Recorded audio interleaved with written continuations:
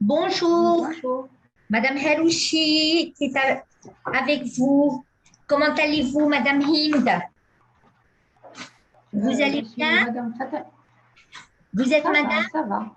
Madame Safa? Madame Fatah, Oui, Madame parce que vous Fatah savez de... que vous êtes sous un numéro 928 0785, donc je ne savais pas qui vous étiez.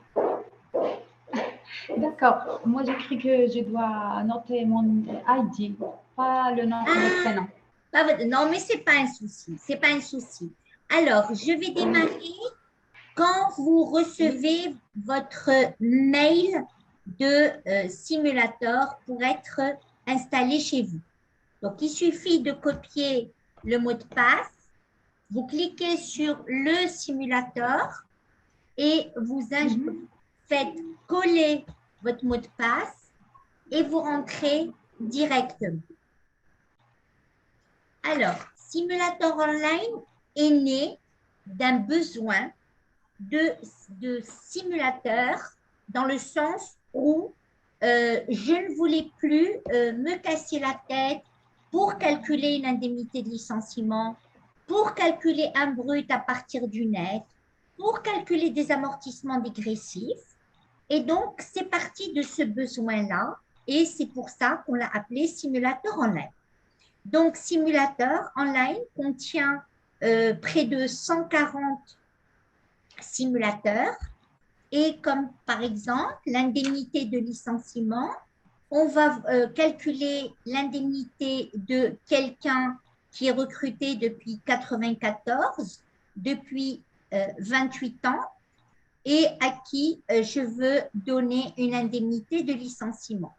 Donc, le montant à lui donner est de 2 069 000.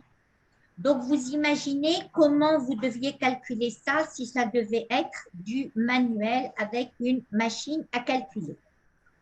Vous avez également la possibilité de voir pour les intérêts de compte courant excédentaire.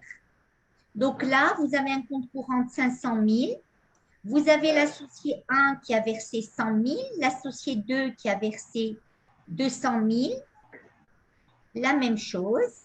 Et ça a été déposé en mai 2021 et ça a été remboursé en décembre.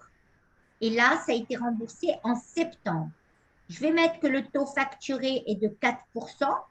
Le taux qui est admis fiscalement est de 1,42. Comme vous savez, tous les ans, il y a le taux qui est publié. Regardez comment on était en année 2011 à 3,44 pour passer à 1,42, donc ce qui est une perte de pratiquement 2 points. Et vous calculez et il vous donne le montant à intégrer fiscalement. Donc pareil, c'est quelque chose que vous faisiez manuellement. D'accord. Et aujourd'hui, moi, j'estime qu'on n'a plus besoin de réfléchir à ça à partir du moment où on l'a automatisé pour passer à autre chose. D'accord. Autre chose, on a également le calcul de la contribution professionnelle. Donc, où il faut rentrer le chiffre d'affaires des années N-1 et N-2 et il vous dit que l'option pour le régime de la contribution unique n'est pas applicable. Donc, on va aller vers un autre, les exploitants de restaurants. Voilà, on va aller dans autre activité de gestion. Et là, vous avez la personne a un coefficient de 25%, une contribution de 30 000 et 9 000 de complément annuel. Donc, l'impôt à verser est de 39 922. Donc là, c'est conforme à la dernière loi de finances. Pareil, vous voulez calculer un brut à partir du net. On a une date d'embauche de 1/1/2022. On a un salaire net de 25 000. On a des éléments exonérés de 4 545. On va dire qu'il est marié avec 2 enfants et on calcule. Donc, vous avez votre net de 25 000, il va vous coûter 36 458. Donc, l'avantage de simulateur, c'est qu'il vous donne la possibilité d'être indépendante. Vous n'avez pas besoin ni d'appeler votre directeur financier, ni votre comptable, ni votre expert comptable. Vous faites vous-même vos calculs et vous agissez en connaissance de cause. On a pareil le calcul des heures supplémentaires avec un salaire brut de 25 000. On a 6 heures d'heures supplémentaires de 5 heures. Et là, vous avez le montant à payer en tenant compte du 25, du 50 et du 100%. D'accord? Vous avez une dame qui est sortie en congé de maternité, vous donnez la date et vous savez qu'elle va reprendre le 5 septembre. Parce qu'on est toujours là à se dire, ouais, c'est 3 mois, ouais, c'est 3 mois et demi, etc. Vous avez également la possibilité de calculer des amortissements dérogatoires. Donc, ça, c'est quelque chose qui est assez complexe. Nous vous donnons le tableau tout fait du plan d'amortissement fiscal avec la détermination de l'amortissement dérogatoire qui, comme vous le savez, est un différé d'impôt puisque au bout de 4 ans, on réintègre. Donc voilà, je vous donne bien entendu que des simulateurs qui sont représentatifs. Vous voulez acheter un bien à 5 millions de dirhams, vous voulez connaître les taux d'enregistrement et de conservation foncière. Donc là, vous avez 250 000, la conservation foncière 75 000. Donc là, pareil, vous n'avez pas besoin d'appeler ni votre notaire pour lui demander c'est combien et peut-être qu'il ne vous répondra pas sur le champ. Or, vous avez besoin d'une réponse sur le champ. Voilà, donc là, vous avez le droit d'enregistrement. Donc là, vous avez plusieurs taux. Enfin, je vais aller vers le simulateur qui calcule les plus ou moins values, d'accord, d'un bien. Donc, vous avez un bien depuis 56, d'accord, le voilà, un immeuble bâti. On a déclaré 1 million et on le vend à 5 millions. Donc, on veut savoir, c'est une habitation secondaire, on veut savoir, voilà, le montant à payer. Ben, le montant à payer n'est que de 150 000 qui correspond aux 3% minimum. D'accord? Alors, donc, voilà les simulateurs. Donc, comme je vous ai dit, il y en a plus de 140 parce qu'ils se sont énormément enrichis depuis 10 ans que Simulator Online existe et on n'a jamais augmenté notre prix de 1200 dirhams parce qu'il est commercialisé par la Banque Populaire et Tijari Wafa qui nous ont imposé donc le prix. Donc là, pareil, nous avons les simulateurs de calcul de l'AMO pour ceux qui sont, par exemple, les agriculteurs. Alors, on les catégorise catégorie A4. Et donc, la catégorie 4, on peut aller voir, ben, c'est les critères, c'est la terre en friche, la terre irriguée, la viande de poulet, etc. Donc, c'est assez complexe. Ici, vous avez l'AMO pour les travailleurs indépendants. Donc là, vous avez les artisans qui tiennent une comptabilité. Ben, ils doivent payer 1621 dirhams par an pour bénéficier de l'AMO. Donc, c'est vraiment des montants dérisoires pour bénéficier donc de l'AMO pour le chef de famille et sa petite famille. Donc là, la même chose, on a les activités professionnelles, l'audio. Donc, tout est prévu. Donc, lui va payer 4 324. Donc, je sors des simulateurs et je vais aller aux imprimés types, tout à fait en bas. Et je vais démarrer par les imprimés concernant le travail.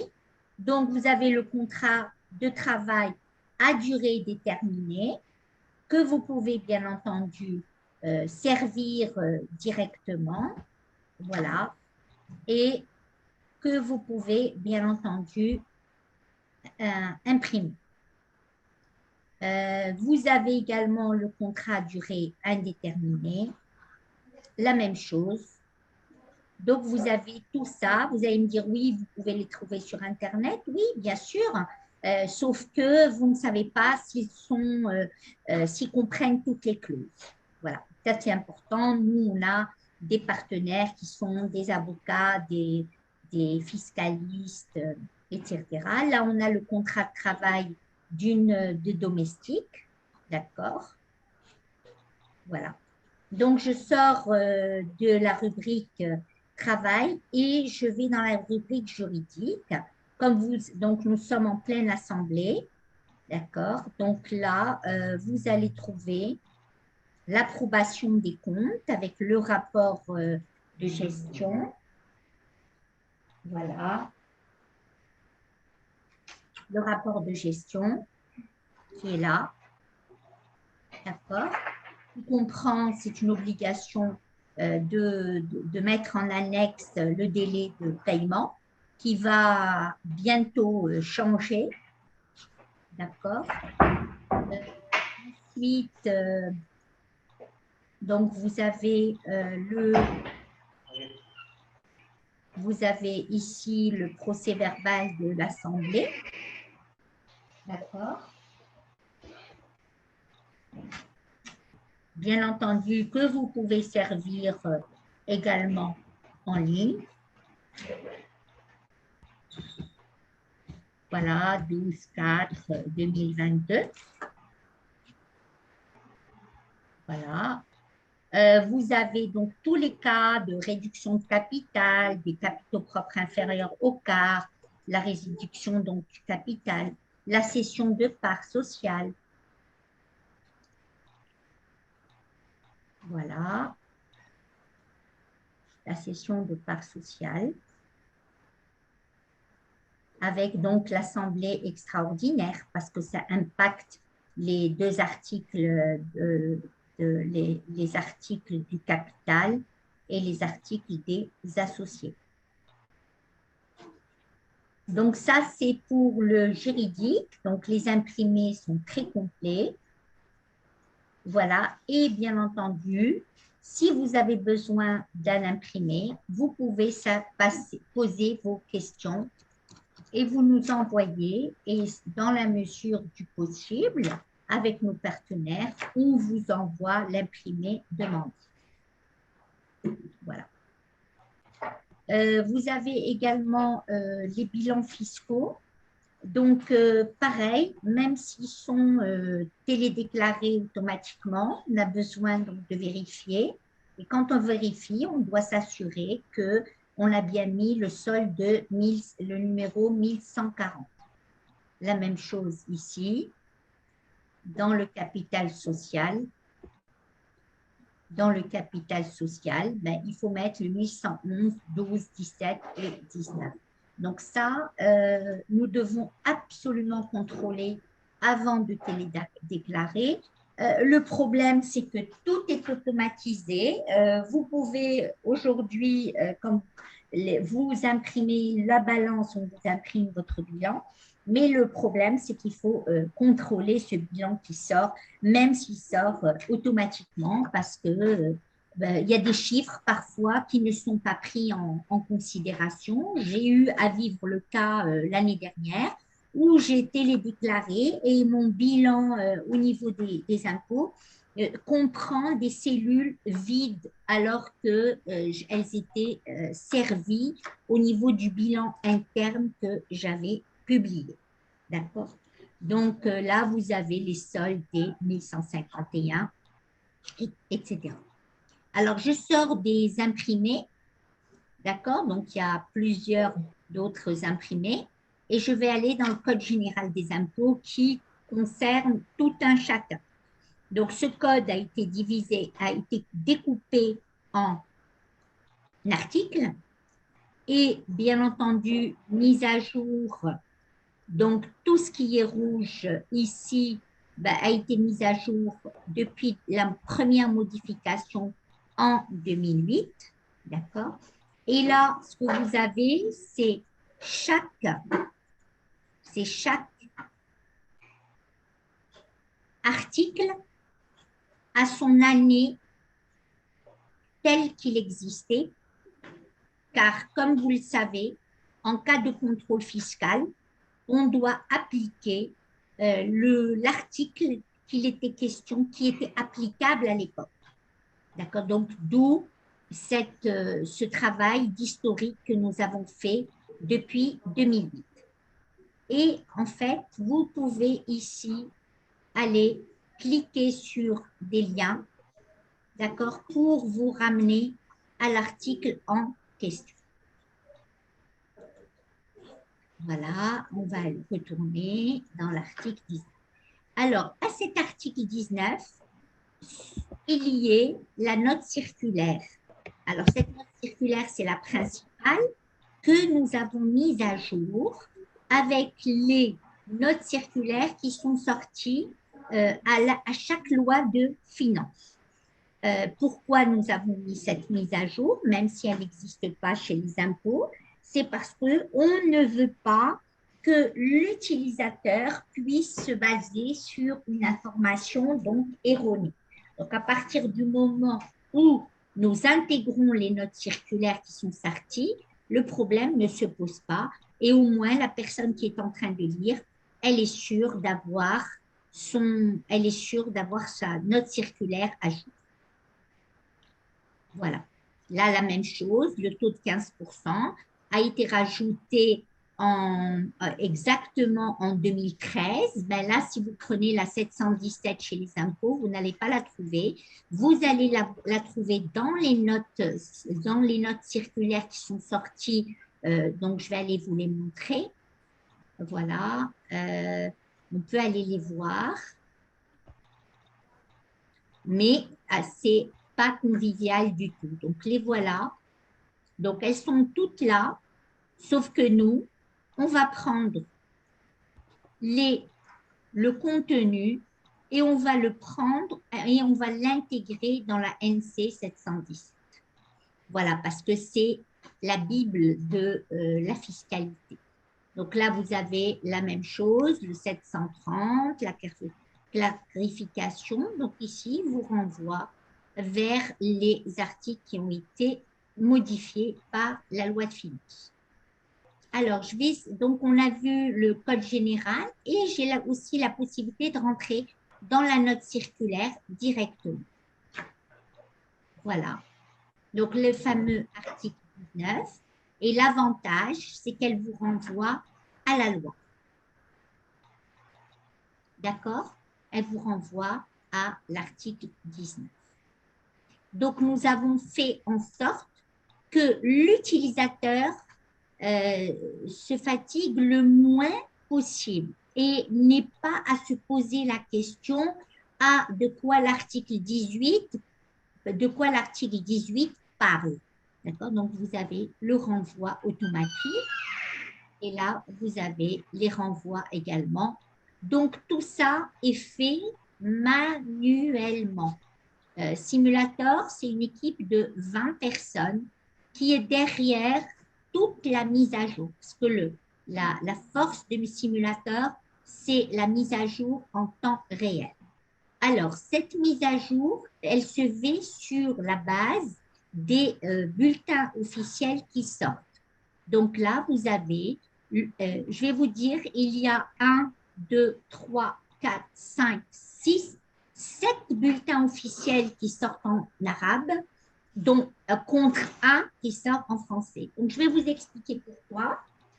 C'est que notre législation, bien entendu, n'est publiée, est d'abord publiée en arabe, et puis seuls 30% des textes sont traduits.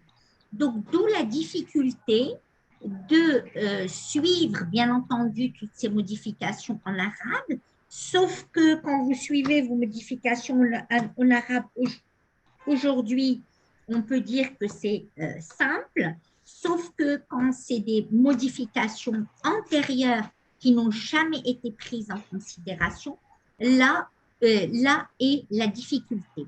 Je vais vous donner un exemple. Le Code de procédure civile a subi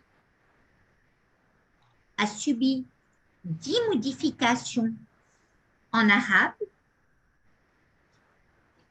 D'accord? Voilà, modifications en arabe ne sont intégrées nulle part dans aucun site internet. Voilà, et vous avez une petite traduction non officielle. Alors, je vais vous expliquer ce que nous avons fait. Quand nous avons rencontré ce problème de modification, d'abord, nous l'insérons dans le français. Comme ça, on sait que notre texte en français est à jour. Et nous sommes remontés jusqu'à 1912 pour détecter tous les articles, tous les textes qui ont modifié un texte en français ou modifié un texte en arabe. Et on a trouvé plus de 1000 modifications et abrogations, ce qui est énorme. Que nous avons bien entendu intégré dans notre base. Je vais vous donner une autre particularité. Le Code des obligations et des contrats, il n'est sorti qu'en français en 1913. D'accord? Et, pardon, voilà. Voilà, le voilà. Et ce Dahir, bien qu'il soit sorti en français, il a eu une modification en arabe. C'est assez contradictoire, mais aujourd'hui, c'est une réalité. Les modifications que subissent des textes, la majorité d'entre eux sortent en arabe et ne font pas l'objet de traduction. C'est normal parce que l'imprimerie officielle est débordée, parce que les textes qui doivent venir des ministères, eh ben, ils sortent de chez eux en arabe, puisqu'aujourd'hui, c'est devenu c'est la langue officielle, d'accord? C'est même la langue avec laquelle nous devons travailler. Et donc, de plus en plus, voilà, il n'y a pas de traduction. Donc, j'ai fait un petit peu le tour. On a également les lois douanières. Pardon. Voilà, nous avons le module loi douanière pour quelqu'un qui serait concerné. Donc, vous avez la recherche dans les tarifs. Vous pouvez chercher par désignation, on va chercher le balai. Voilà, et vous avez le balai et balayette, et vous avez les taux, le droit d'importation. Et là, vous avez les liens vers les conventions qu'a signé le Maroc avec les autres pays. Et on vous dit que quand ça vient de Tunisie, ben, c'est zéro droit. Donc, voilà pour les lois douanières. On a également toutes les conventions internationales. Donc là, c'est les conventions qui sont sorties entre les différents pays. D'accord? Donc, il y a les conventions internationales sont importantes quand vous travaillez avec des étrangers. Et puis, comme vous savez, quand on paye des redevances à l'étranger, ils ont un crédit d'impôt. Voilà, d'accord. Ensuite, nous avons tout ce qui est convention internationale de sécurité sociale.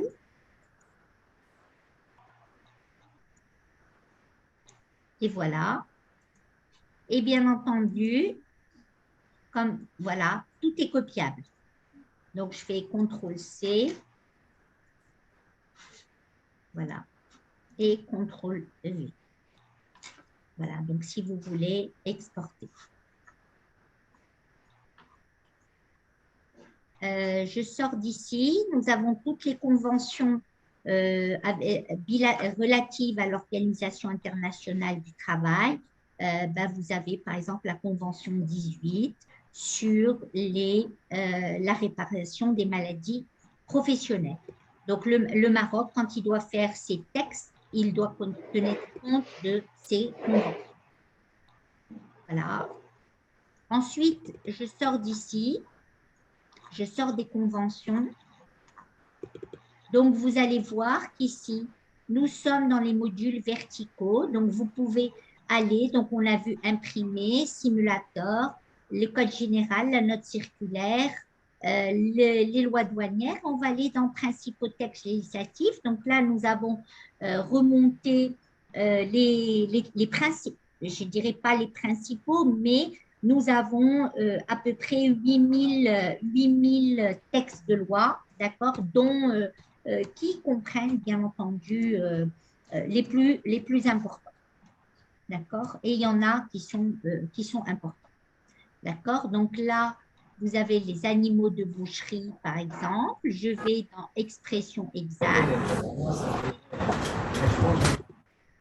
Voilà. Et là, vous avez le décret portant restriction à l'abattage qui a été remplacé par le 2,60. Ça va? Vous arrivez à suivre? Oui. C'est bon, d'accord. Voilà, donc pour la recherche, elle est très simple. Vous mettez, quand c'est un groupe de mots, vous sélectionnez dans les titres ou en texte intégral et surtout, vous mettez expression exacte. D'accord? Parce que si on ne met pas expression exacte, que je remonte par exemple uniquement boucherie, que je mets juste n'importe où. Voilà, il m'a remonté 278 résultats. D'accord? Donc, l'expression. Comment?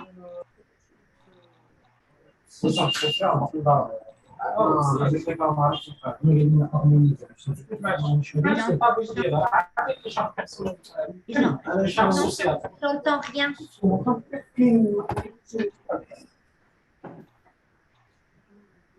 Vous voulez que je cherche charge sociale, c'est ça? Donc, je vais chercher charge sociale.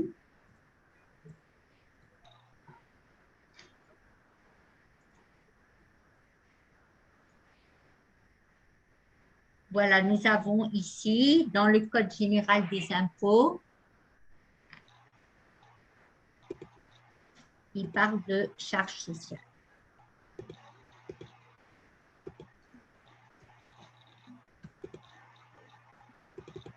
Voilà, des charges de personnel, main-d'œuvre et les charges sociales. Nous sommes dans l'article 147. D'accord? Et nous sommes également dans l'article 10. Nous avons également charges sociales dans le texte relatif en vue de le mode de calcul des spécialités pharmaceutiques, fabriquées et conditionnées. Donc, on a le prix des composants, le coût des meubles, les charges sociales. Voilà, vous avez le Zahir sur la conciergerie.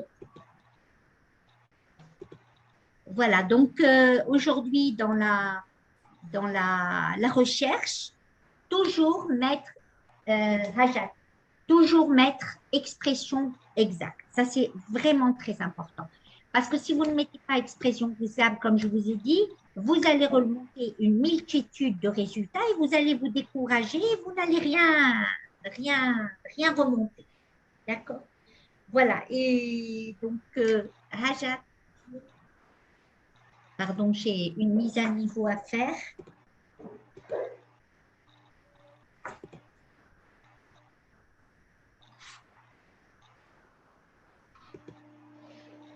Je m'excuse, il y a une mise à jour que je dois faire par rapport à Zoom. Voilà. Donc, comme je vous ai dit, les principaux textes de loi, vous pouvez également accéder par ordre alphabétique. D'accord? Mais bon, ce n'est pas très, très pratique. Par exemple, là, on peut aller chercher cannabis. On parle en ce moment beaucoup de cannabis. D'accord? Donc, on va aller voir dans les titres. Voilà, donc on a le Daher qui est sorti sur le cannabis. On a le décret également, un autre décret également. Et il y en a 5 autres qui sont en cours d'intégration et qui ne sont sortis qu'en arabe. Voilà, donc qui sont en arabe parce qu'on a le BO 7096 vient de sortir ce matin. Voilà, donc nous suivons les bulletins officiels. Donc les voilà, vous recevez des news réglementaires parce que nous suivons les bulletins officiels à la lettre. Et comme je vous ai dit, nous devons le faire pour suivre nos modifications. Donc là, par exemple, voilà, ici, nous avons une circulaire de Banque El Maghreb qui est sortie uniquement en arabe. Voilà, ici, nous avons le BO 7094. Et bien là, nous avons la circulaire numéro AS 0219 qui a été modifiée qu'en arabe. Donc là, nous devons donner et nous sommes la même chose. Vous rentrez aujourd'hui dans le site de la CAPS, et il est toujours, la circulaire n'est toujours pas mise à jour. Et ce que je vous ai dit, c'est que nous donnons des textes justes. Et ça, c'est quelque chose qui, personnellement, me tenait à cœur et continue à me mettre à cœur, à me tenir à cœur. Et tout ça pour vous dire que Simulator, derrière tout ça, c'est une équipe de 20 personnes. Voilà, tellement c'est énorme en ressources humaines, ça prend énormément de temps. Voilà, donc là, vous avez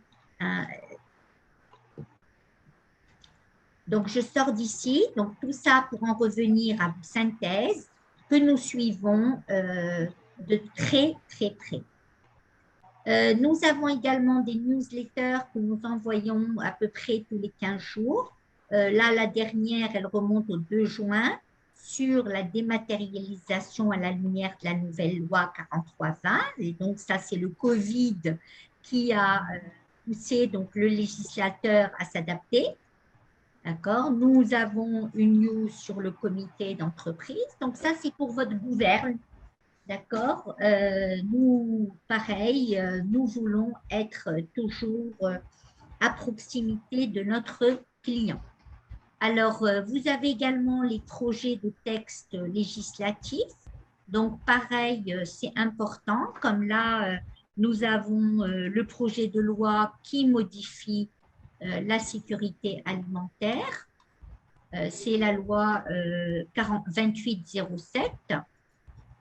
Et donc là, vous avez l'avant-projet 9218 qui va impacter la société anonyme.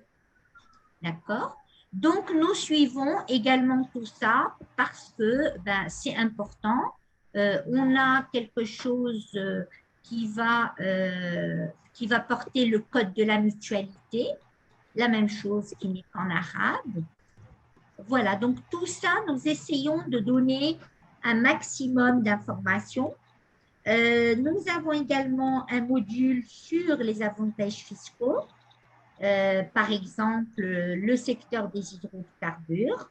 Voilà, et à chaque fois, on vous renvoie à l'article en question pour vérifier ce qu'on vous dit. Alors maintenant que j'ai vu tout ça, je vais aller à mon module horizon. Alors, mes modules en risotto, comme les simulateurs, sont nés suite à un client, un Français qui ne connaissait rien à notre législation, qui tous les jours, 4 fois par jour, m'appelait pour me poser une question. Et parfois, c'était des questions simples, parfois, ce n'était pas des questions simples, et moi, je n'avais pas la tête pour lui répondre. Et c'est là où j'ai dit, puisqu'il y a autant de questions, autant rajouter à mes simulateurs. Donc, aujourd'hui, si je rentre dans le juridique, c'est sous forme de questions-réponses.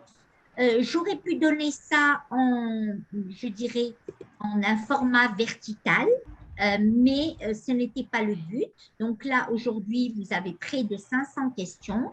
On a essayé de tout couvrir, d'accord? Là, quelles sont les conséquences des dépassements de pouvoir des dirigeants, d'accord? Eh bien, avec un tableau qui vous résume. Qu'est-ce que les assemblées générales d'une société anonyme? Donc là, elles sont ordinaires ou extraordinaires. Donc là, par exemple, comment les membres du conseil de surveillance sont nommés. Et là, je vous donne le lien avec le procès verbal. Donc, notre but est de faciliter au maximum le travail. Donc là, quelles sont les personnes habilitées à être commissaires de la transformation? Donc là, on vous renvoie, sont habilités, on vous renvoie à l'article 13. D'accord? Là, voilà, on vous renvoie à l'article 13, l'article 83, pour vous assurer de ce qu'on vous dit. D'accord?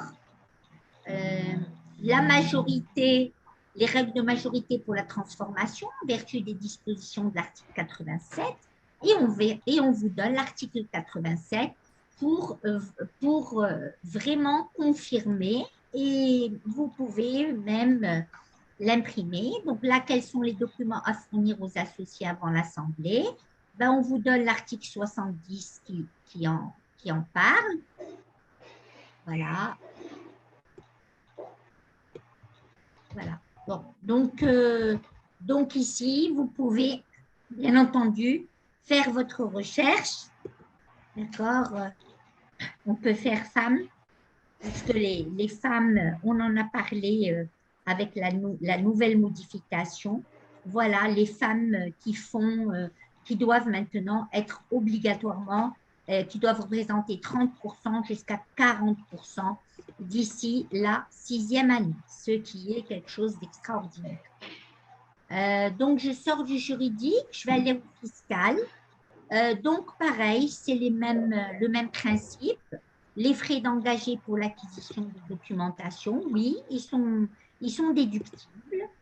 Voilà, et nous donnons l'article de loi en question. Les dotations aux amortissements, voilà, donc ici l'article 10, l'article 328 de la loi 1795 qui en parle. Voilà. Voilà. Et puis là, ce qui est bien, c'est qu'il vous renvoie à des cas pratiques. Voilà.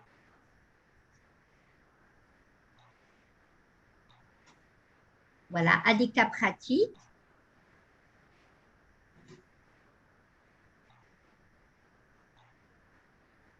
Là. Et là, oui.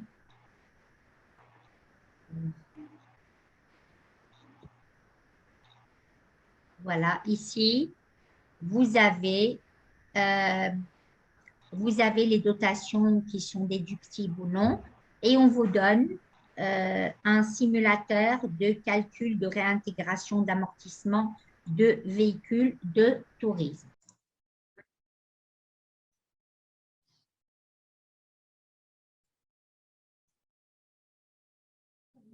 Des leçons.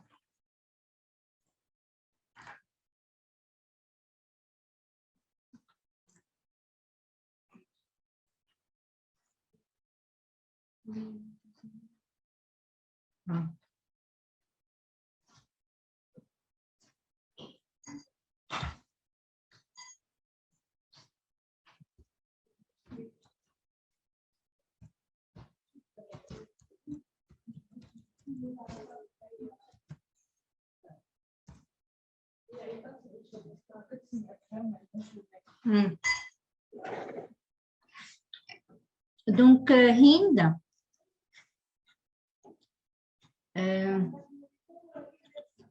voilà. Voilà, donc nous étions donc dans le module fiscal. Voilà, donc à chaque fois, on vous renvoie l'article de loi. Et ce qui est intéressant aussi dans le fiscal, c'est qu'on vous donne également où comptabiliser, dans quel compte comptabiliser. Voilà, donc ça, c'est important aussi. Comme ça, vous avez la bonne affectation. Voilà. Là, nous avons comment détermine-t-on le revenu global imposable. D'accord. Et là, vous avez un cas pratique avec son corrigé. Donc, comme vous voyez, nous avons essayé vraiment de faciliter au maximum. C'est un portail très didactique. Et voilà, donc là, je suis passée au comptable. Je vais aller dans le plan comptable. Le voilà. Et j'ai lié ce plan comptable au Code général de normalisation comptable. D'accord? Pardon, je dois noter Hajab. Donc, je dois lier ça donc, au Code général de normalisation comptable. Et là, vous cliquez et vous avez le fonctionnement du compte avec un exemple. Voilà. D'accord? Donc là, nous avons le 612, la même chose, avec son fonctionnement. Donc ça, c'est important parce qu'aujourd'hui, en comptabilité, on ne peut pas mettre n'importe quoi dans n'importe quel compte. Là, vous avez. Donc, nous avons en fait découpé le Code général de normalisation comptable et nous l'avons lié. Et nous l'avons lié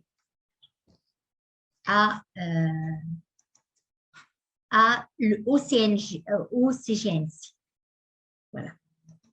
Donc, je sors d'ici. Nous avons également les modalités d'application à l'actif immobilisé, par exemple, pour un petit peu parler des méthodes d'évaluation. Nous avons également le contenu de fonctionnement des différentes classes. Voilà, avec tout le jargon du CGNC. Donc, c'est l'extrait du CGNC. On a également des schémas de comptabilisation. Donc, là, ici, pour le transfert de charges, pour les frais de personnel. Voilà, parce qu'on a, bien entendu, les charges patronales et les charges salariales.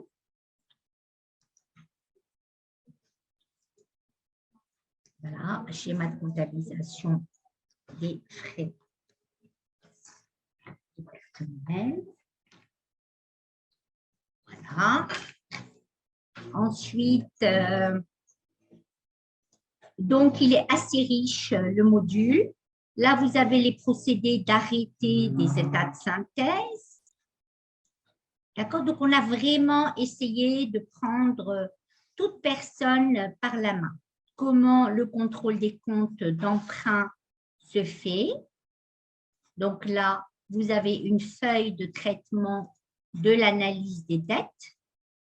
Voilà. Et on a donné le... Voilà. Donc, vous avez comment contrôler les comptes de prêt personnel. Voilà. Là, vous avez programme de travail à suivre, etc. Comment faire la distinction entre charge et immobilisation. Donc, on se retrouve à être vraiment pris par la main. Voilà. Donc, on a vu juridique, fiscal, comptable. Là, au niveau douane, je vais aller là. Donc, je ne sais pas si je vous l'ai montré ou pas. Je pense l'avoir montré. Oui, oui, je pense l'avoir montré. Donc, on a tout ce qui est office d'échange, finance et office d'échange. Comment une entreprise peut-elle bénéficier d'un crédit par escompte? Quelle est la durée de campagne? Donc là, pareil. Donc, nous avons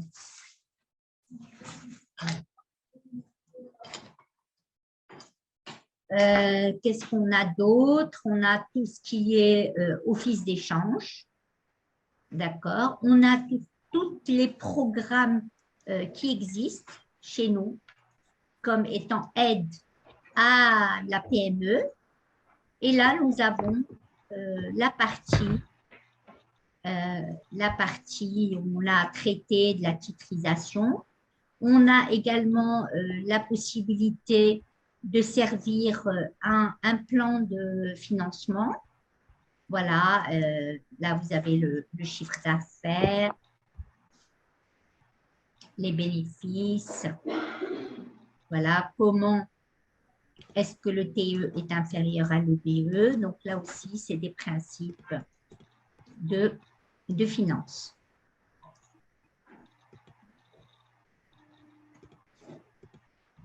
Est-ce qu'un fonds de roulement peut être financé? Voilà, nous avons comment calculer le ratio de financement structurel. Nous donnons énormément d'exemples. Quels sont les ratios de structure? Voilà, donc ça, c'est vraiment notre force, toute la partie financière, comment estimer le chiffre d'affaires prévisionnel. Voilà. D'accord?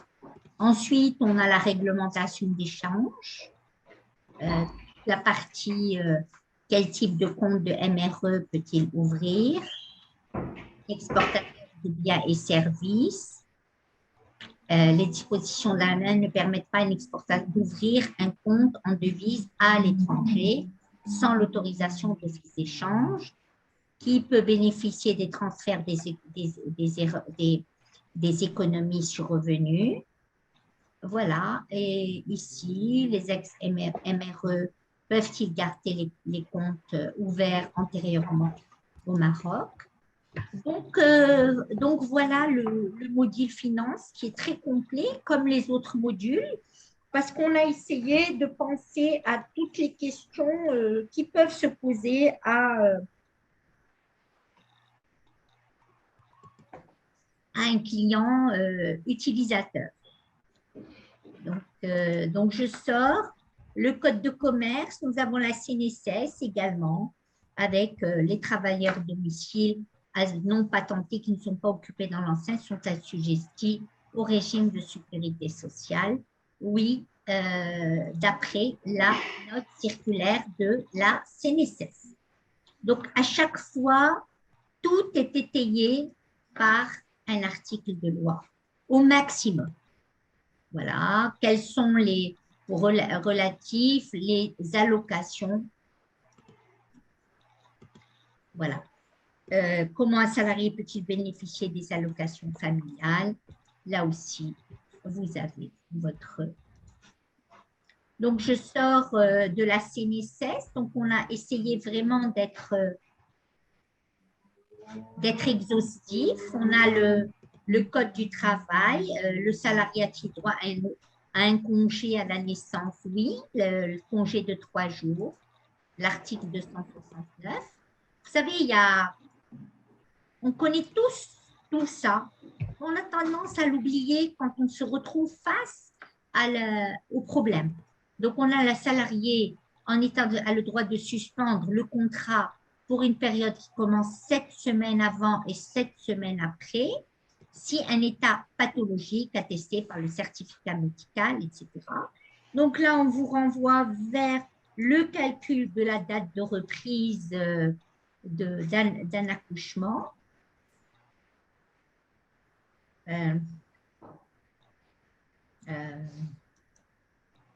Voilà, on a 3 jours. Voilà. Bon, je me suis...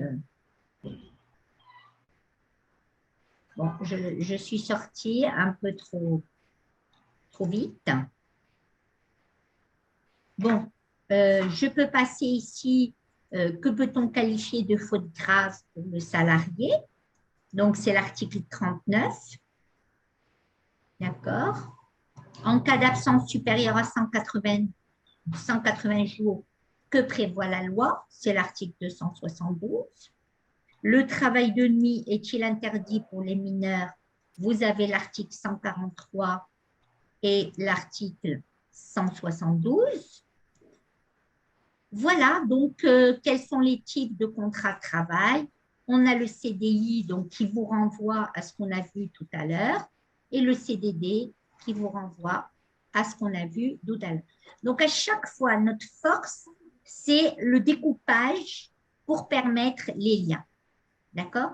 Parce qu'un lien vous ramène pratiquement toujours vers soit un texte de loi, soit un simulateur, soit un imprimé. D'accord? Voilà. Ici, nous avons tout ce qui est handicap professionnel. Vous avez l'article 416. Voilà. Donc, je suis sortie, là, je vais sortir du code du travail.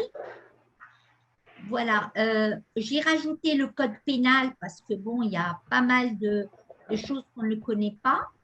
Et enfin, je vais aller sur le code de la famille dans lequel j'ai développé la partie concernant la succession parce que d'abord, moi, j'ai une insuffisance à ce niveau-là et je pense que nos enfants ne connaissent rien et j'ai développé donc ce module.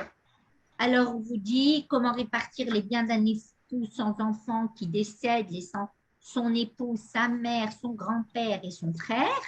Donc, l'épouse, elle a un quart, la mère, elle a un tiers, le grand-père, 5/12 et le frère, 0. Et là, à chaque fois, la cause est à elle un quart de ce que vous laissez. C'est le verset 12 de Nicée.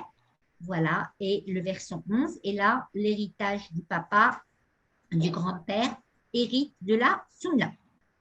Là, pareil, une personne qui décède en laissant ses frères et ses parents, le père prend 5/6, la mère prend 1/6 et les frères ne prennent rien.